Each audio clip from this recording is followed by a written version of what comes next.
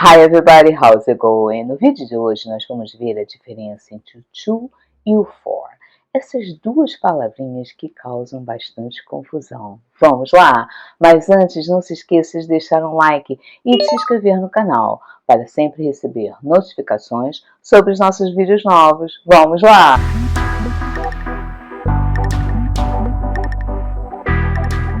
Bem-vindos ao canal. Para quem não me conhece, meu nome é Marta. No vídeo de hoje nós vamos ver a diferença entre o to e o for.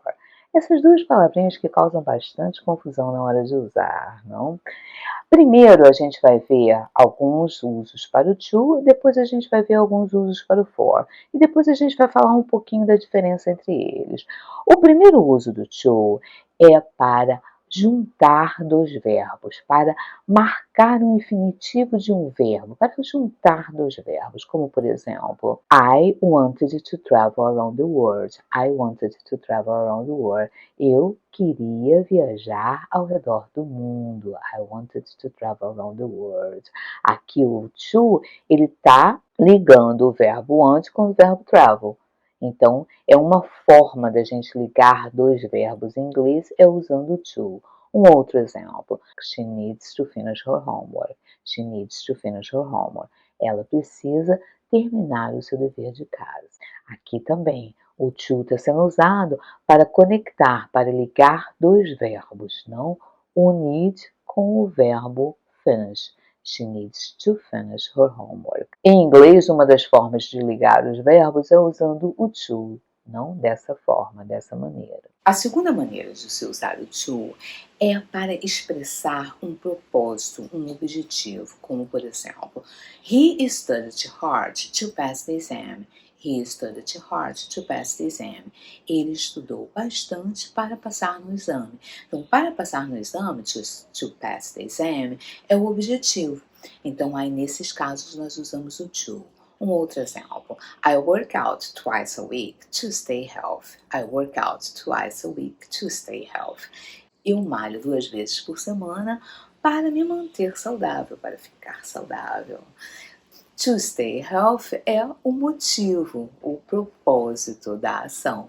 Então a gente mostra isso com o to. Um outro uso do to é para mostrar o destinatário, o receptor da ação. Como, por exemplo, isso com alguns verbos, tá bom? Como, por exemplo, she gave a gift to her best friend. She gave a gift to her best friend. Ela deu um presente para sua melhor amiga. To her best friend é o receptor da ação. Então, nesses casos, com alguns verbos, a gente usa o to. Um outro exemplo. He sent an email to his boss. He sent an email to his boss. Ele enviou um e-mail para seu chefe. O próximo uso do to é para indicar uma direção, um movimento para algum lugar. Como, por exemplo, she's going to the bank. She's going to the bank. Ela vai ao banco. Para onde que ela vai? Ela vai ao banco. Então, o to aqui está me indicando uma direção, um movimento com o destino de algum lugar. To the bank. Um outro exemplo. They traveled to France. They traveled to France. Eles viajaram para a França. Aqui, o to France está indicando o quê? A direção, de onde que eles foram viajar. Outro uso do to é com algumas estruturas no futuro, como por exemplo, he's going to visit his friends next weekend. He's going to visit his friends next weekend. Ele vai visitar seus amigos no próximo final de semana. Agora, existem algumas collocations com o to, como por exemplo, listen to, não? O verbo listen, ele vai estar sempre acompanhado com o to. I listen to music every day. Eu escuto música todos os dias. Outro exemplo de collocation seria o answer to. E temos outras também, aqui só alguns exemplos. Agora nós vamos ver o for. O for, um dos usos do for, é para indicar uma razão, um propósito. Como por exemplo, I bought some flowers for my best friend. I bought some flowers for my best friend. Eu comprei flores para minha melhor amiga. Então, a razão de eu ter comprado as flores seriam para minha melhor amiga. Outro exemplo. He studied hard for the exam. He studied hard for the exam. Ele estudou bastante para o teste. Um outro uso do for é para indicar a duração, o período de tempo de uma ação, como por exemplo, he has been living in London for 2 years. He has been living in London for 2 years. Ele tem vivido em Londres por 2 anos. Aqui não está indicando o tempo da ação. Um outro exemplo, they will be on vacation for a week. They will be on vacation for a week. Eles estarão de férias por uma semana. Eles estarão de férias por uma semana. A indicação aqui do tempo, a duração do tempo, não? Então aí, nesse caso, nós usamos o for. O for também pode ser usado para indicar um destinatário com alguns verbos. Como, por exemplo, I made a cake for my friend. I made a cake for my friend. Eu fiz um bolo para o meu amigo. O verbo make geralmente ele vai ser usado com for, ok? Um outro exemplo. He wrote a letter for his grandmother. He wrote a letter for his grandmother. Ele escreveu uma carta para sua avó. Um outro uso do for é para indicar um destino de uma ação, como por exemplo, he's saving money for a trip. He's saving money for the trip. He's saving money for the trip. Ele está juntando, guardando dinheiro para a viagem. Um outro uso do for é para indicar uma troca. Como, por exemplo, she exchanged her old phone for a new one. Ela trocou o seu telefone velho por um telefone novo, por um novo. Um outro uso do for é para indicar causa ou motivo de uma ação, como por exemplo, she got a promotion for her hard work. She got a promotion for her hard work. Ela ganhou uma promoção por causa do seu trabalho duro, não pelo seu trabalho duro.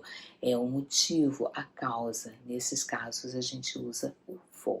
Também existem algumas collocations com o for, como por exemplo, watch out for, fall for, I'm falling for him, estou me apaixonando por ele. Esses são alguns exemplos de collocations com o for.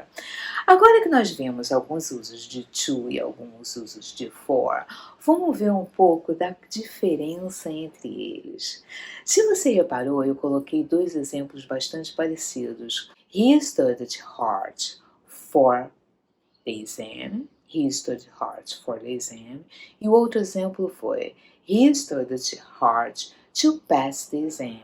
He studied hard to pass the exam. Ele estudou bastante para passar no exame e ele estudou bastante para o exame. Não, a tradução aqui, na realidade, não tem muita diferença entre elas. Agora, a diferença maior está na estrutura. Depois do for, nós usamos um substantivo. E depois do to, nós usamos um verbo. For the exam, to pass the exam. Então, você vê que depois do to, eu usei o verbo pass. E depois do for, eu usei simplesmente o exame, o substantivo. A diferença geralmente está na estrutura. Um outro exemplo. I made a cake to give to my mom. I made a cake to give to my mom. E I made a cake for my mom. Aqui também, o significado não varia muito. Eu fiz um bolo para dar para minha mãe e eu fiz um bolo para minha mãe. Aqui o significado é praticamente o mesmo. Agora, o for eu estou usando porque eu estou usando o substantivo, for my mom. E o to eu estou usando porque eu estou usando o verbo, to give to my mom. Então, a diferença entre eles está nessa. Depois do for, nós usamos um substantivo e depois do to, nós usamos um verbo. Então, a diferença maior entre eles está na estrutura.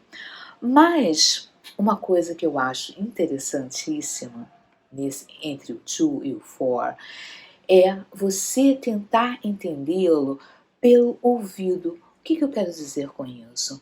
É você se expor ao máximo ao idioma inglês, porque eu acho que dessa forma você vai entender muito mais o uso do for e do to do que você ficar tentando entender com regras, porque realmente as regras, elas têm algumas, a gente pode vê-las, mas elas vão variar de acordo com o contexto, de acordo com o verbo que você está usando.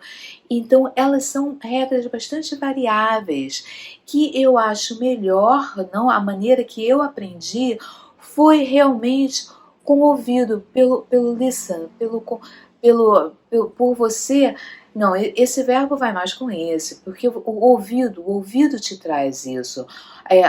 O ouvido, não, como você escuta, não, isso não soa bem, isso não soa, não é assim.